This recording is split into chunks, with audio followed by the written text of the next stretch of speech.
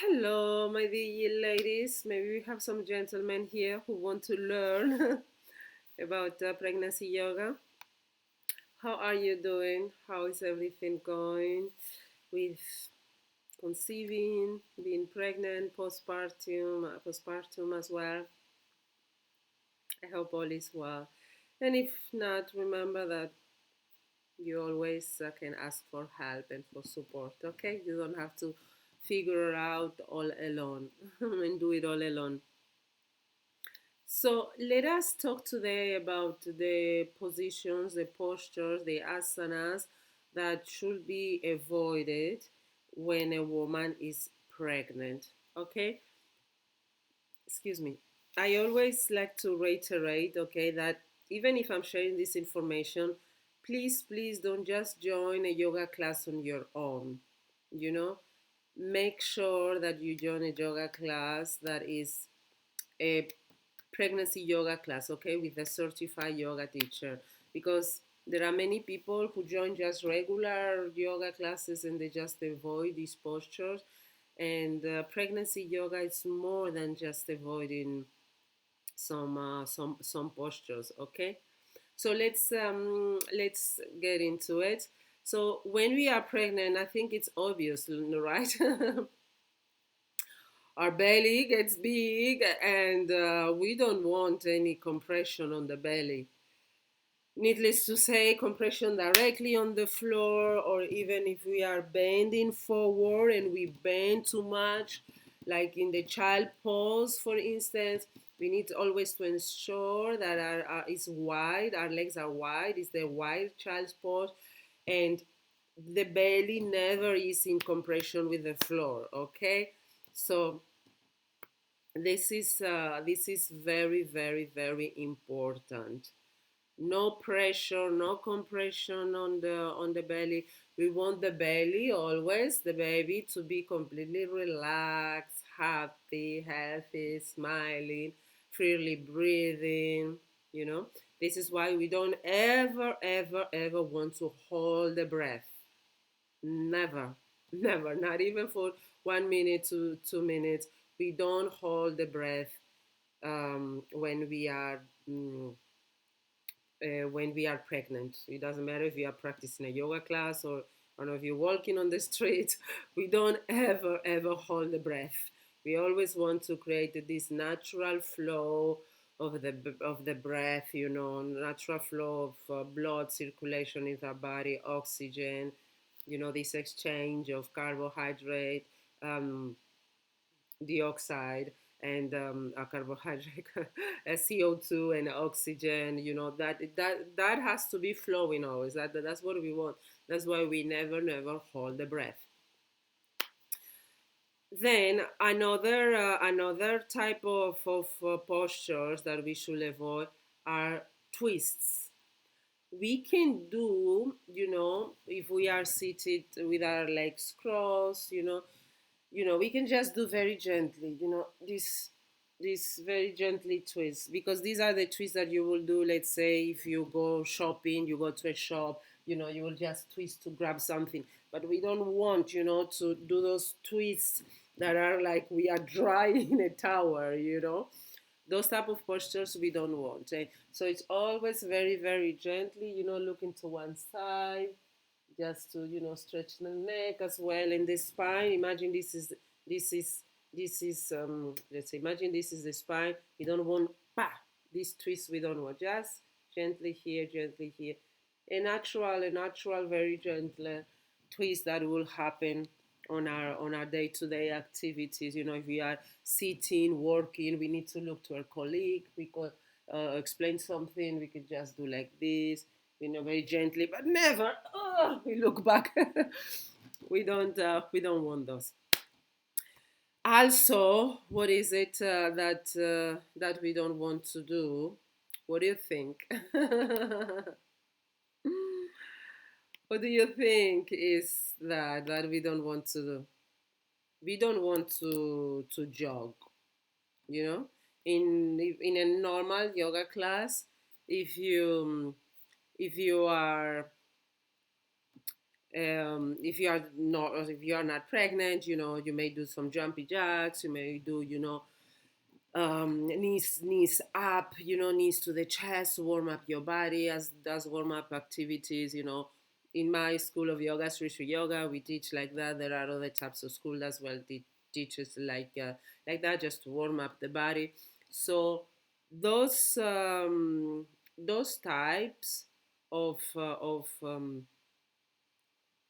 of activities, bouncing up and down. And so we don't want to do that. I think it's obvious, right? We don't want to create any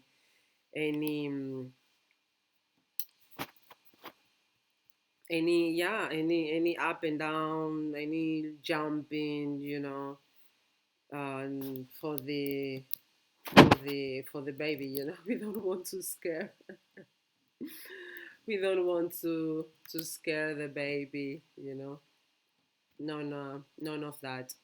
We also well, this with the jumping has to do as well with what I was explaining before, the circulation. The right flow of CO2, oxygen. When we jump, we need more.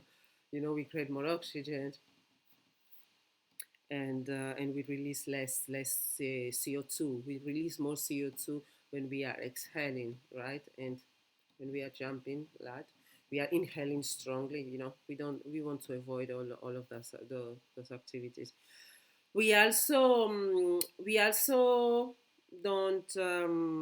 don't want to do like if we are lying on our back after being pregnant for some months. We don't want that. Like if you lie on your back, if you are 3 months pregnant, 2 months pregnant, I think that's cool. That's okay. But I would say, starting like from the fifth month, when the pregnancy is more noticeable. So it's always to it's always better to avoid that. Several reasons. You have more difficulty to come up as the belly goes bigger, and and another thing, it's because of circulation. So it's good to lie always on your left side.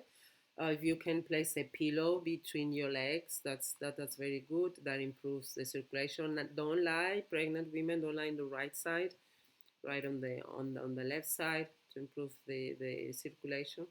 And then also you can lie in semi-inclined savasana. So the savasana will be just completely lying on the floor. Semi-inclined is this bed position.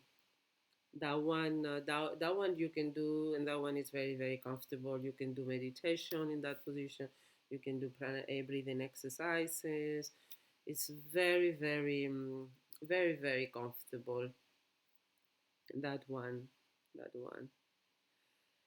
Yeah, and also we don't want, back bends, deep or high high level of intensity to deep. If we do them, it's just very gently. It's just to contrarrest the forward bending. Let's say like we do forward bending, then just gently, just opening our chest, the backward bending, but nothing extreme, nothing deep. First of all, women can get dizzy, and they can fall, if they are pregnant women, if they back bend a lot. And another thing is the pain on the lower back, because of the belly, the lower back suffers a lot. So if we go and back bend even more, then it's just increase more that an ideal shape, right, that we have on the lower back, because of the pregnancy.